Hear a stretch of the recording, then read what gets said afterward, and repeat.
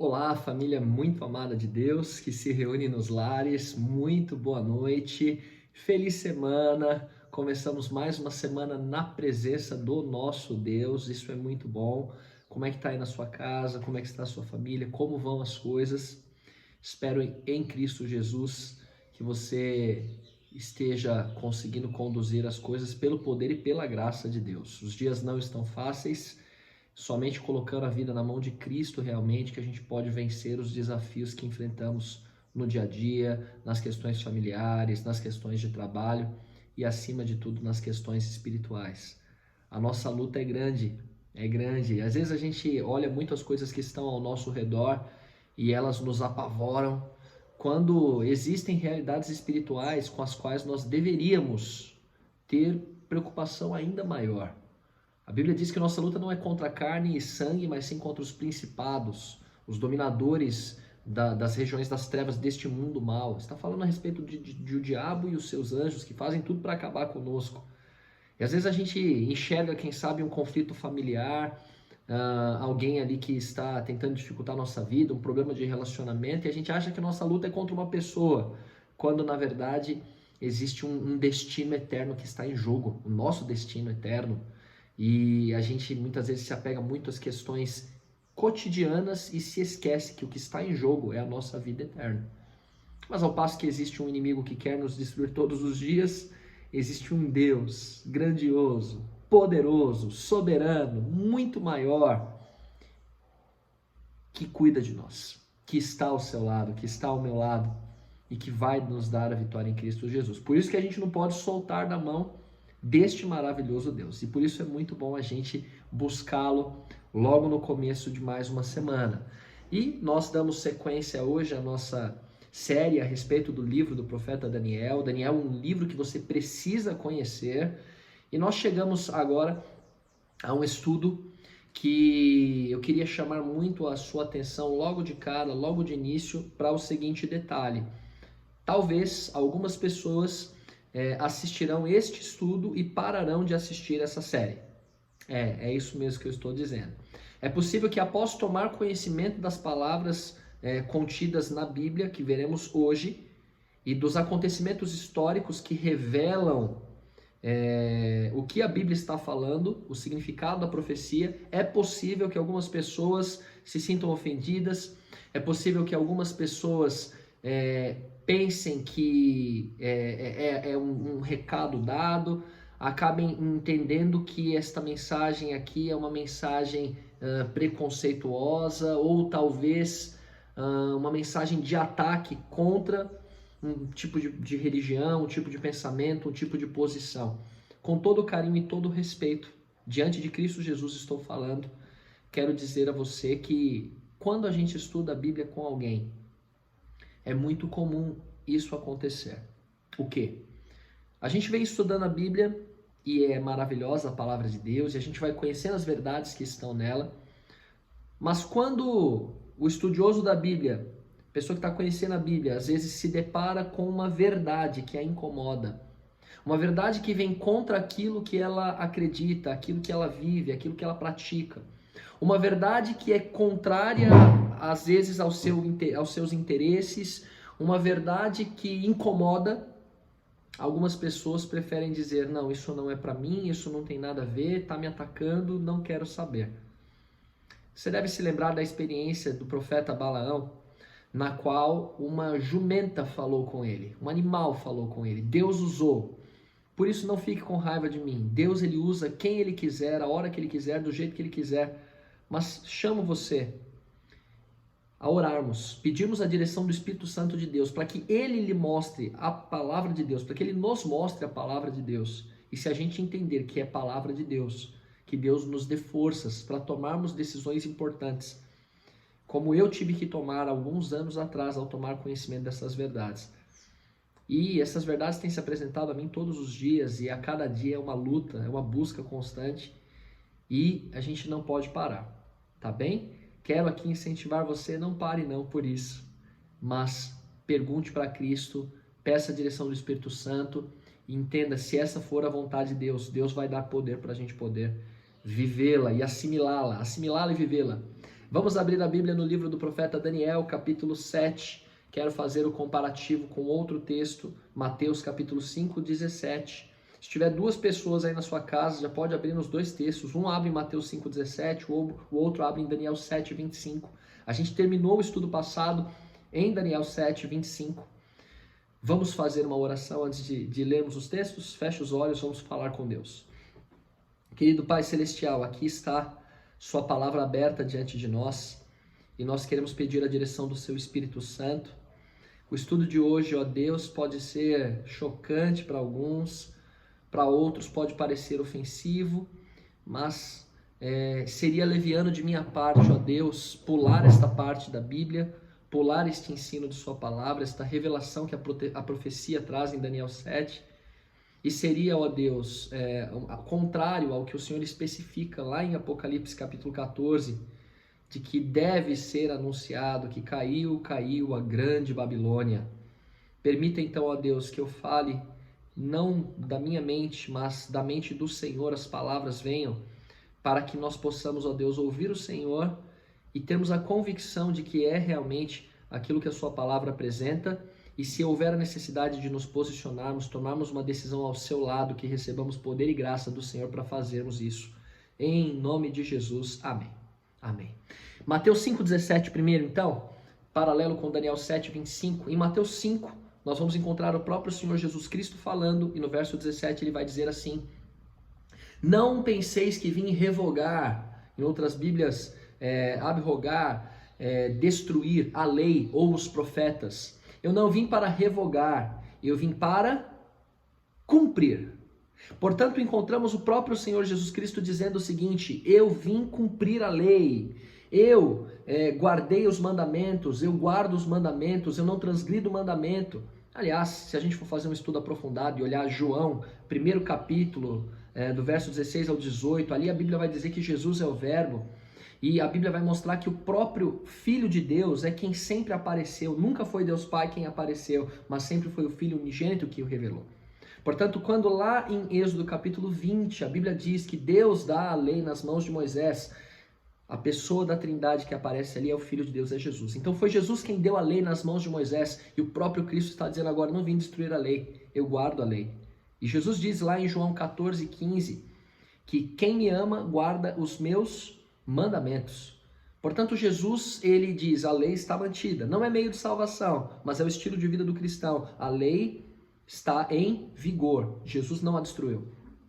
Mas em Daniel capítulo 7, 25, foi profetizado o seguinte: proferirá palavras contra o Altíssimo, magoará os santos do Altíssimo e cuidará em mudar os tempos e a lei. Ora, vimos no estudo anterior o surgimento de um poder que a Bíblia designou como chifre pequeno, em Daniel capítulo 7, verso 25.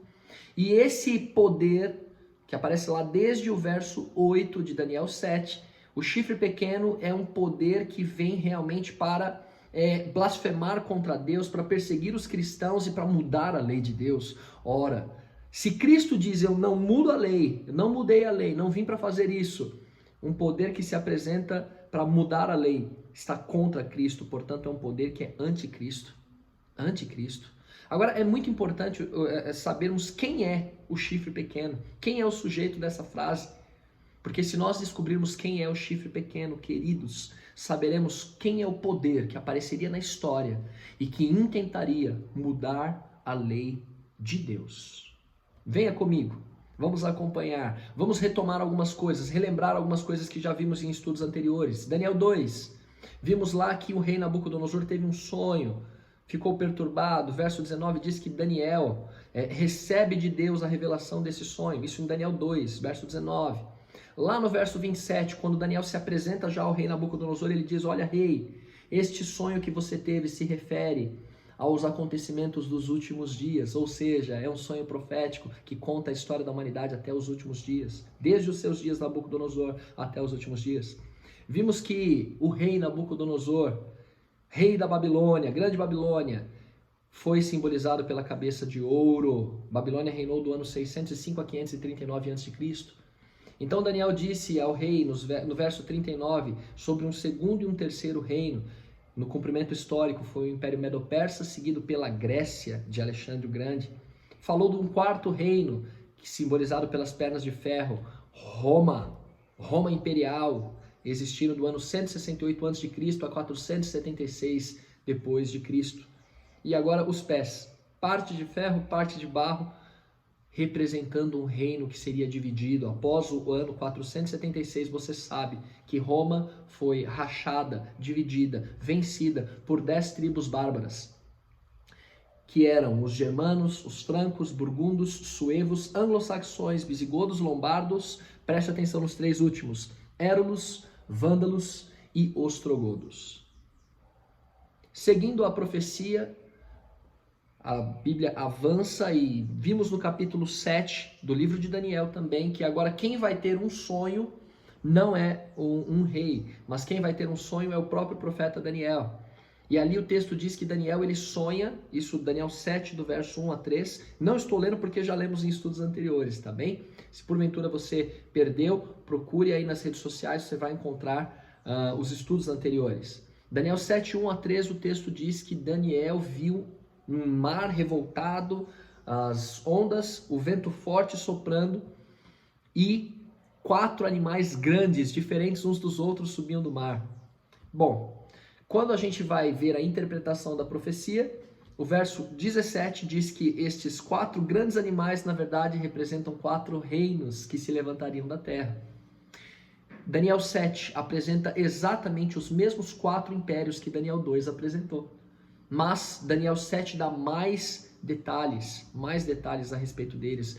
O primeiro animal que apareceu, simbolizando o primeiro império, foi um leão com asas de águia, simbolizando Babilônia também. É o paralelo com a cabeça de ouro. O segundo animal era um urso, trazendo 3 costelas na boca, simbolizando o Império Medo-Persa, que no sonho da estátua de Daniel 2 era o peito e os braços de prata. O terceiro animal é um leopardo com 4 cabeças, simbolizando o grande Império Grego. O quarto animal, representando o quarto império, que já sabemos que é Roma. Lá em Daniel 2, as pernas eram de ferro, lembra? Representando o quarto império. Este quarto animal não tem nome. E o texto diz que ele é terrível, espantoso, sobremodo forte, arrebenta com tudo, como o ferro faz, a tudo quebra, esmiuça. Era diferente de todos que apareceram antes dele e tinha 10 chifres. Olha que espetáculo a profecia, agora apresentando símbolos diferentes, mas falando de mesmos acontecimentos. O quarto império é Roma. Os 10 chifres simbolizam, como nos pés da estátua, os 10 dedos dos pés simbolizam, os 10 chifres representam também 10 tribos bárbaras. E aqui é o que eu disse, a profecia vai além. Porque agora em Daniel 7, verso 8, o texto diz: estando eu a observar os chifres, eis que entre eles, ou seja, quem são esses chifres? As 10 tribos bárbaras, germanos, francos, lombardos, enfim. Estando eu a observar os chifres, eis que entre eles, entre os 10, subiu outro pequeno. Preste atenção neste poder que aparece aqui na história. Diante do qual 3 dos primeiros foram arrancados. Preste atenção nesse detalhe. Lembra que eu falei para você prestar atenção nos érulos, vândalos e ostrogodos? O texto diz que 3 chifres seriam arrancados pelo chifre pequeno. E eis que neste chifre pequeno havia olhos como os de homem, uma boca que falava com insolência. Impressionante. Daniel 7:21 diz: eu olhava e eis que esse chifre fazia guerra contra os santos e prevalecia contra eles. Verso 23. Então ele disse: o quarto animal será um quarto reino na terra, o qual será diferente de todos os reinos, devorará toda a terra, pisará os pés e a fará em pedaços. Os 10 chifres correspondem a 10 reis que se levantarão daquele mesmo reino, e depois deles se levantará outro, o qual será diferente dos primeiros e abaterá 3 reis. Queridos, é muito clara a profecia, é muito clara. Perceba que eu estou sendo um pouco rápido aqui, estou basicamente lendo os textos sem dar muitos detalhes, porque é muito clara a profecia. O texto mostrou para nós um quarto animal, simbolizando Roma. Em seguida, o texto diz que de Roma, 10 chifres, representando 10 reis, as 10 tribos bárbaras que já vimos, elas então eliminariam Roma. E no meio desses 10 chifres, no meio dessas 10 tribos bárbaras, nestes dias, apareceria um chifre pequeno, e o texto no verso 24 diz que ele seria diferente dos primeiros chifres, e que ele abateria 3 reis. E o verso 25, o verso inicial que lemos: proferirá palavras contra o Altíssimo, magoará os santos do Altíssimo, cuidará em mudar os tempos e a lei. Os santos lhe serão entregues nas mãos por 1 tempo, 2 tempos e metade de 1 tempo. Agora eu quero analisar com você cada um desses elementos que a profecia apresentou. Lembre-se que Roma dominou o mundo conhecido da época de 168 a.C. a 476 d.C. Lembre-se que os 10 chifres, ou 10 pontas, que viriam após Roma, são os 10 países que se levantariam, os 10 reis, 10 tribos bárbaras que eliminaram Roma. Germanos originaram a Alemanha, francos a França, burgundos a Suíça, assim por diante. Já falamos sobre isso, por isso estou só fazendo um breve resumo aqui, mas chamo a sua atenção para o 8º, 9º e 10º reino. O 8º, 9º e 10º chifre, os Érulos, os Vândalos e os Ostrogodos. Queridos, eles não se tornaram nações da Europa. Na verdade, estes povos foram destruídos. Estes povos deixaram de existir. E, queridos, aqui nós já não estamos falando mais do texto bíblico em si, mas estamos falando do cumprimento histórico da profecia. Quando você vai pesquisar na história, você verá que os Érulos, os Vândalos e os Ostrogodos foram destruídos, deixaram de existir. Mas a Bíblia disse para nós que quem destruiria esses 3 reinos seria o chifre pequeno. E a Bíblia disse para nós que é o chifre pequeno que mudaria a lei de Deus. E é o chifre pequeno que está contra Cristo. Por que falei para você que este estudo é um divisor de águas? Por que falei para você que este estudo possivelmente vai fazer com que algumas pessoas parem de assistir daqui por diante? Porque a partir de agora vamos descobrir quem é o chifre pequeno. E isso vai incomodar alguns, mas com todo carinho e todo respeito, preciso dizer para você, ninguém aqui, e a Bíblia, a própria Bíblia, não está falando sobre pessoas. Cristo ama todas as pessoas, Cristo ama todos os seres humanos, Cristo morreu por todos os homens. Mas a Bíblia apresenta um poder, e veremos que é um poder religioso. E algumas pessoas já disseram, olha, podemos conversar sobre tudo, mas sobre política e religião a gente não conversa. Pois é, a gente vai falar sobre religião. Mas quero que você saiba que não estou falando aqui sobre pessoas. Seria leviano se não mostrasse o que a Bíblia diz, porque a Bíblia vai mostrar um poder religioso que derrubou os Érulos, os Vândalos, os Ostrogodos, que mudou a lei de Deus, que feriu o povo de Deus durante muitos anos.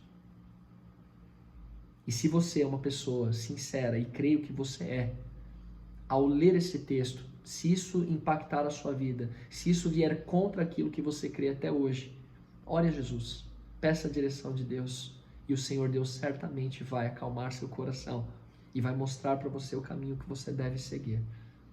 Lembre-se que não importa tanto quem está falando, mas de onde vem a mensagem, nós estamos extraindo da Bíblia a mensagem. Queridos, quem é o anticristo? Quem é o chifre pequeno de Daniel 7? Pelas evidências bíblicas, já vimos que é o mesmo poder que eliminaria os Érulos, os Vândalos e os Ostrogodos.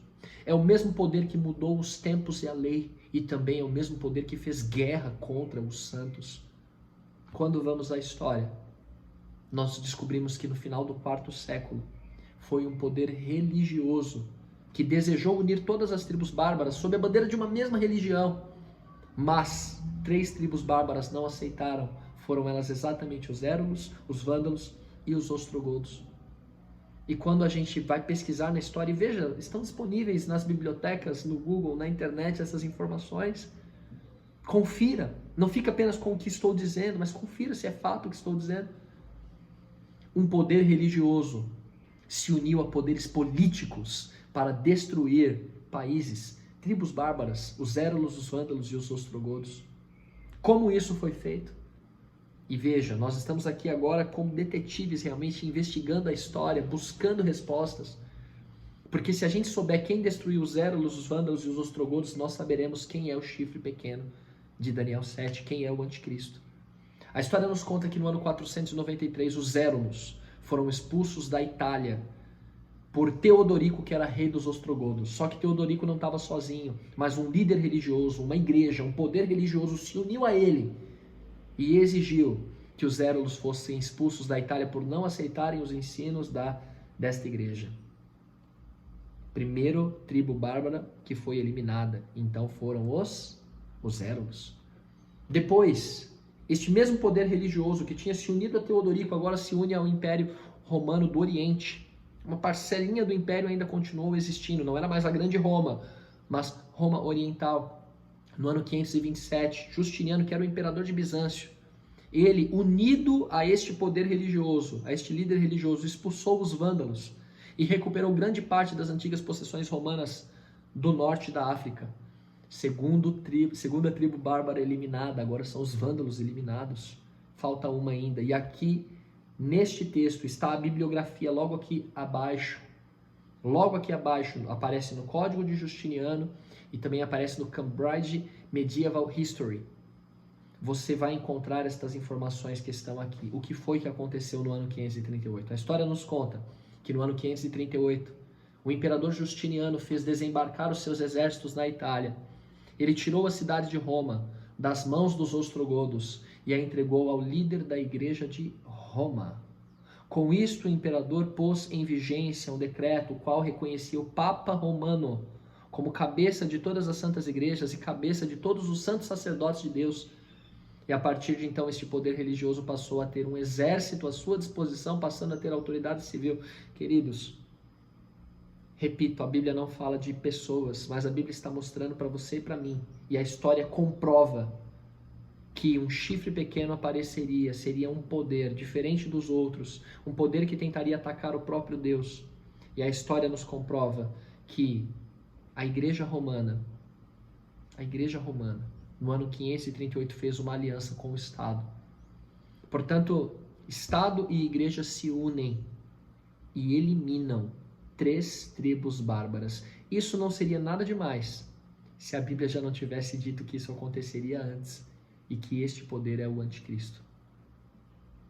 E aí, o que você acha disso? Repito, não estamos falando aqui a respeito de pessoas, mas de um sistema que foi usado pelo inimigo de Deus para poder perseguir, oprimir o povo de Deus e mudar a lei de Deus.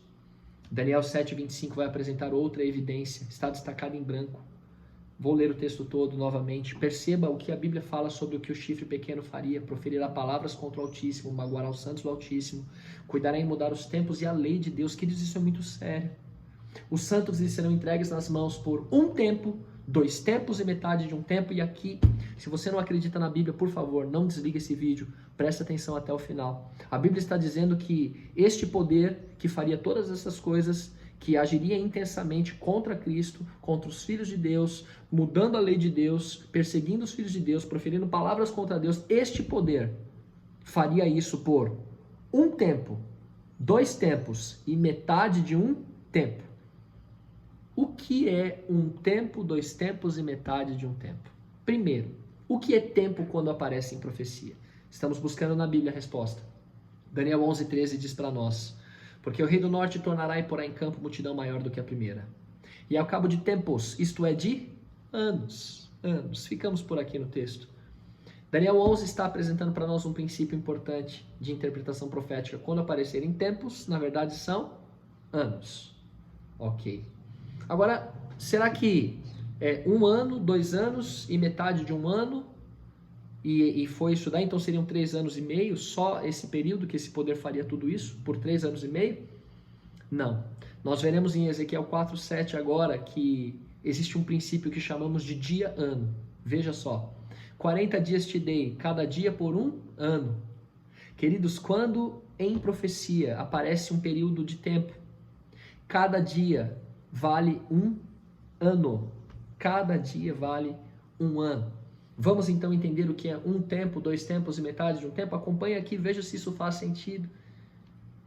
1 tempo, 2 tempos, metade de 1 tempo são 3 tempos e meio. Vimos que tempos são anos, portanto são 3 anos e meio. Se fôssemos usar o nosso calendário, que é o calendário, a gente usa, se baseia no Sol, né? O ano teria 365 dias, porém o calendário usado pelos profetas, pelos judeus, o calendário usado pelos hebreus é o calendário lunar. E o ano ali tem 360 dias. A conta fica até mais fácil, então são 3,5 vezes 360, o que dá 1.260 dias. Então são 1.260 dias de ação intensa desse poder? Seriam só dias, mas a profecia de Ezequiel 4, verso 7, explicou para você e para mim que, na verdade, cada dia vale um ano. Portanto, 1260 anos proféticos é o período de tempo representado por um tempo, 2 tempos e metade de um tempo. Até aqui você pode estar pensando assim, é balela, está dobrando o texto, está fazendo malabarismo para chegar a esse resultado. Mas não desliga ainda, calma, grava aí, 1260 anos proféticos, porque a Bíblia vai repetir esse período em outros lugares, mais de uma vez, para isso ficar bem claro para nós e não restar dúvida. Quero que você pule comigo agora um pouco para Apocalipse 13. Isso é sério. Porque Apocalipse 13 vai apresentar para nós uma besta. Vi emergir do mar uma besta.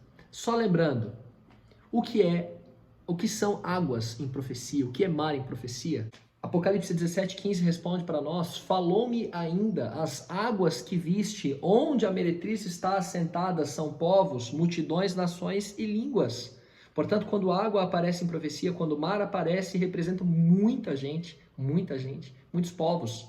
E o que animal, o que besta simboliza em profecia?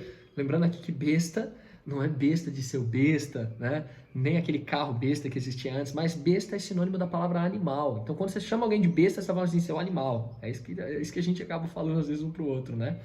Mas besta, Apocalipse 7, 17 e 23 diz para nós que quando um animal aparece em profecia, lembre-se dos 4 animais de Daniel 7, eles representam reinos. Portanto, besta representa um poder ou um reino. Então, quando a Bíblia fala em Apocalipse 13, vi emergir do mar uma besta, está dizendo o quê? Vi emergir do meio de muitos povos um poder, um governo, um reino. Impressionante, é muito gostoso a gente estudar a Bíblia, não é verdade? E conhecer o significado profético. Por que estou mostrando isso para você? Porque agora veremos o que Apocalipse fala a respeito da ação do anticristo.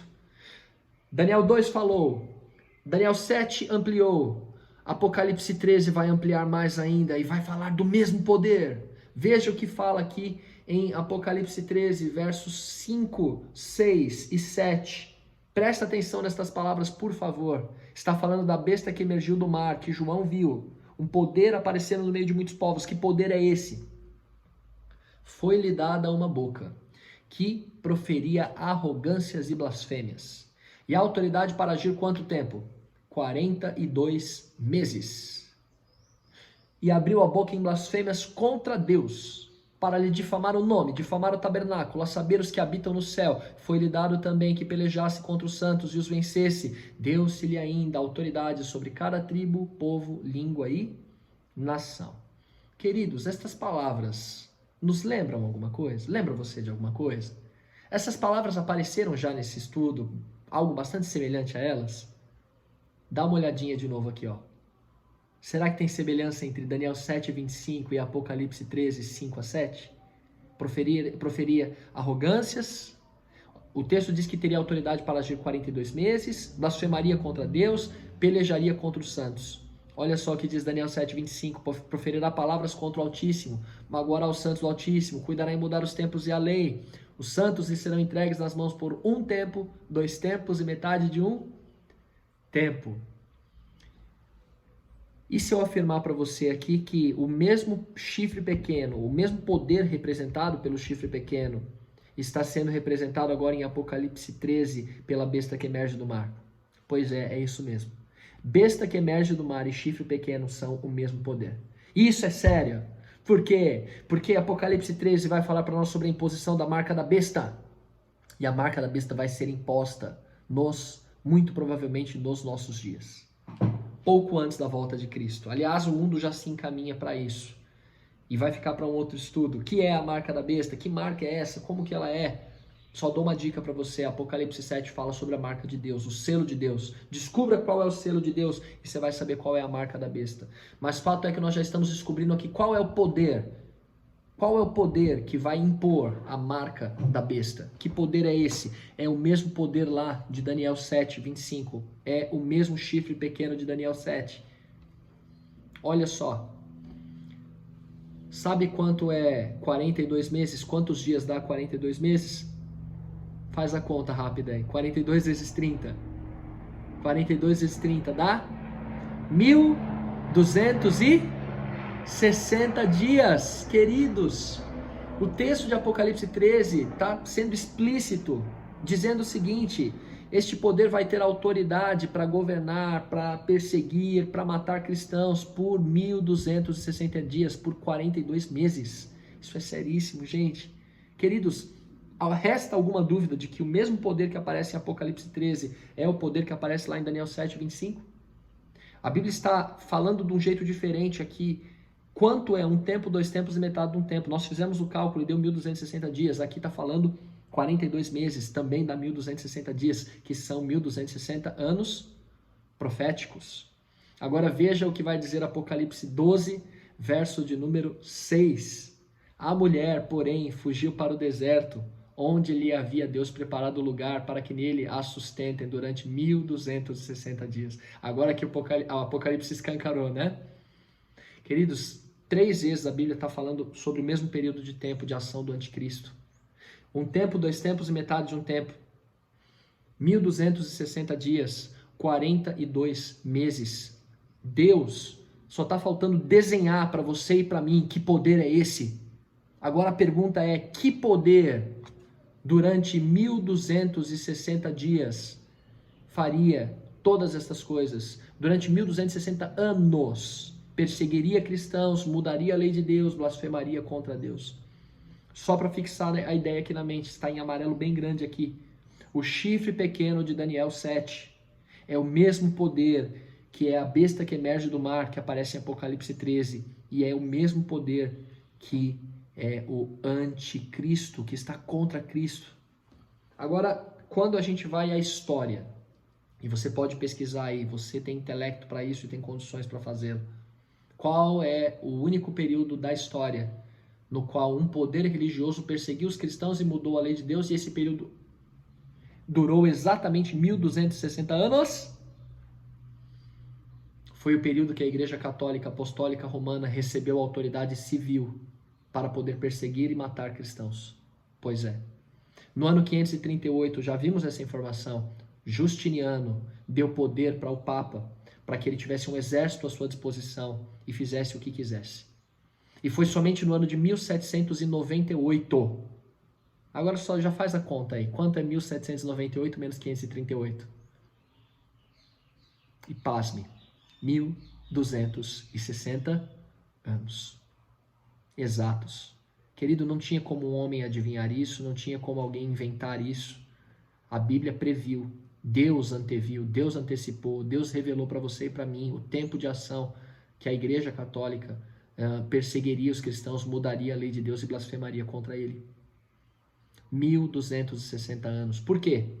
Isso começou em 538, com o decreto de Justiniano, e terminou em 1798, quando o general Berthier, que era dos exércitos de Napoleão Bonaparte, famoso, ele anulou o código de Justiniano, porque ele entrou em Roma, invadiu Roma, prendeu o Papa. A história conta que ele deu um soco no rosto do Papa, um murro no Papa, levou ele preso para a França e ali ele morreu.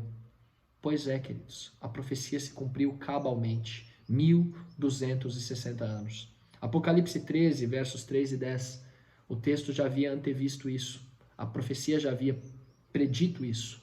Vi uma de suas cabeças como ferida de morte. A Bíblia disse que a Igreja Católica Apostólica Romana sofreria este golpe. O general Berthier, Napoleão Bonaparte, estes que estavam contra Roma neste período, desapropriaram o poder religioso, o poder católico romano, dos 5 estados que tinha na Itália, e tirou-lhe os poderes temporais. E o Papa, como falei, foi levado para a França e ali foi preso. Mas Apocalipse 13:3 termina dizendo: mas esta ferida mortal foi curada, e toda a terra se maravilhou seguindo a besta, seguindo de novo esse poder. A Bíblia profetizou que este poder teria esta ferida curada. Apesar deste golpe que a Igreja Católica levou, depois de um tempo ela se levantaria. E a gente vai ver na história esta profecia se cumprindo mais uma vez. Mais uma vez a profecia se cumprindo como Deus antecipou. Foi no ano de 1929 que Benito Mussolini assinou uma concordata com a Igreja Católica, dando-lhe 44 hectares que hoje constituem um Estado, o Vaticano, e assim foi curada a ferida mortal. Para a gente terminar aqui, gostaria de pedir que você identificasse por você mesmo em que cenário se levantaria o anticristo. Agora chamo você para ler o que está em 2 Tessalonicenses 2, 3-4. Ninguém de modo nenhum vos engane, porque isto não acontecerá sem que primeiro venha a apostasia e seja revelado o homem da iniquidade, o filho da perdição. Esse texto está falando abertamente sobre o anticristo. E o que ele vai fazer? Verso 4 vai dizer: o qual se opõe, se levanta contra tudo que se chama Deus ou é objeto de culto, a ponto de assentar-se no santuário de Deus, ostentando-se como se fosse o próprio Deus. Está claro aqui que o anticristo aparece no cenário religioso. Não é um ator, não é um cantor, mas é um sistema religioso que se coloca no lugar de Deus. Agora, o que é se colocar no lugar de Deus? E por que Daniel 7 e por que Apocalipse 13 repetiu várias vezes que esse poder blasfemaria contra Deus? Sabe por quê? Porque blasfêmia é alguém querer se colocar no lugar de Deus. Blasfêmia é quando alguém faz coisas que só Deus... Quando alguém diz que é capaz de fazer coisas que só Deus pode fazer. Por exemplo, Marcos 2,7, a gente encontra ali Jesus perdoando pecados, e os homens dizem que isso é uma blasfêmia, e seria se Jesus não fosse Deus. Portanto, quando um líder religioso perdoa pecados, ouve confissões, isso é blasfêmia. Só Deus perdoa pecados. Não tem como eu dizer para uma pessoa, estão perdoados os seus pecados. Só Cristo teve autoridade para isso, porque Ele é Deus e só Deus pode perdoar pecados. Qualquer um que faça isso está blasfemando contra Deus. Atos 25, 26 e Apocalipse capítulo 22, 8 e 9 dizem para nós o seguinte: aconteceu que indo Pedro a entrar, lhe saiu Cornélio ao encontro e prostrando-se-lhe aos pés o adorou. Pedro falou o seguinte: se levanta, também sou homem. Pedro nunca aceitou que um homem se ajoelhasse diante dele. Blasfêmia seria só diante de Deus, só Deus pode receber a adoração. E Apocalipse 22, 8 e 9, quando João termina de ter a visão do Apocalipse, ele quer se ajoelhar diante do anjo que estava acompanhando ele, e o anjo fala: para com isso, não façam uma coisa dessas, eu sou servo igual a você. Adore a Deus, só se ajoelhe diante de Deus. Pedro não aceita adoração, o anjo não aceita adoração, mas existem muitos líderes religiosos hoje que quando viajam aí, chegam nos países, as pessoas se jogam aos seus pés, se ajoelham e eles aceitam a adoração. Isso é blasfêmia. Mateus 23, verso 9, Jesus disse que o único que tem que ser chamado de pai no sentido espiritual é Deus. Sabe o significado da palavra padre? Pai. Sabe o significado da palavra papa? Papai.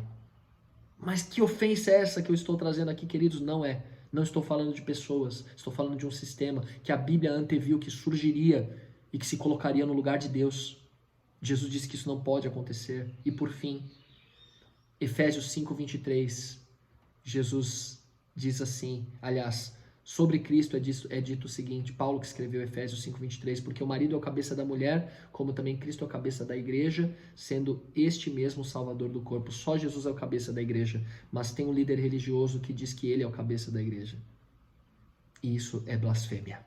Isso é blasfêmia. Eu quero terminar chamando você para ler comigo Apocalipse 17, verso 5, porque diz assim: na sua fronte achava-se escrito um nome, um mistério, Babilônia, a grande, a mãe das prostitutas, das meretrizes e das abominações da terra. Queridos, Apocalipse apresenta de uma outra forma este mesmo poder e chama de grande Babilônia. Babilônia. Lembra que a cabeça era de ouro? Lembra que a cabeça é que manda no corpo? Babilônia simboliza confusão e a confusão vai existir até o final da história. Babilônia era sede de idolatria, de adoração a falsos deuses. E através da igreja romana, infelizmente, foram inseridos vários erros no cristianismo. Doutrinas falsas, doutrinas de homens que não estão na Bíblia, ensinos de demônios, ensinos que não vêm de Deus. E este poder, a Bíblia chama ele de mãe. E se é mãe, é porque tem filhas. E essas filhas são chamadas de meretrizes prostitutas. Ou seja, a Bíblia apresenta uma igreja que distorceu a Bíblia. E diz que qualquer outra igreja que siga os ensinos distorcidos também é uma prostituta e é filha desta igreja mãe. Com todo carinho e todo respeito agora, preciso dizer a você o seguinte: foi a igreja romana que mudou o dia de guarda do sábado para o domingo, como a Bíblia disse que mudaria os tempos e a lei de Deus. Pois é. E hoje as igrejas evangélicas, as igrejas cristãs, seguem o mesmo princípio, a mesma tradição que não é bíblica. Procure na Bíblia um único texto que diga que o dia de guarda não é mais o sábado e é o domingo, e eu te dou R$1.000. Nunca vou te dar R$1.000 porque não existe esse texto na Bíblia. Pergunte ao seu pastor, pergunte ao seu líder religioso, pergunte ao padre, qual é o texto da Bíblia que diz que o dia de guarda foi mudado do sábado para o domingo, e não existe esse texto. Sabe por quê? Porque foram homens que alteraram e fizeram isso durante os 1260 anos. Pois é. Agora, pesquise aí, na Folha Online, do dia 19 de abril de 2005, foi feita uma declaração pelo Papa Romano, e ele disse o seguinte: a Igreja Católica é a mãe de todas as igrejas cristãs, por isso outras igrejas não devem ser consideradas irmãs da Igreja Católica. Isso é sério. A Bíblia diz que Babilônia é a mãe das meretrizes, e o próprio líder religioso reconhece isso. Apocalipse 14, 8 a 11 diz que quem permanecer do lado do erro, também esse beberá do vinho da cólera de Deus, preparado sem mistura, do cálice da sua ira, e será atormentado com fogo e enxofre diante dos santos anjos e na presença do Cordeiro. Qual é o apelo de Deus para você e para mim nessa noite? Queridos, Apocalipse 18:4 tem um chamado para você e para mim. Você que talvez até hoje acreditava em uma coisa, você que até hoje recebeu, quem sabe, dos seus pais um ensino, você que até hoje talvez estava achando que estava indo por um caminho certo, estava seguindo o que Deus diz, mas hoje se depara com a verdade bíblica. Deus diz para você o seguinte: ouvi outra voz do céu dizendo: retirai-vos dela. Dela o quê? Da grande Babilônia. Retirai-vos dela, sai dela, povo meu. Você é filho de Deus, você faz parte do povo de Deus. E Deus está dizendo para você: não seja cúmplice em seus pecados, para você não participar dos seus flagelos.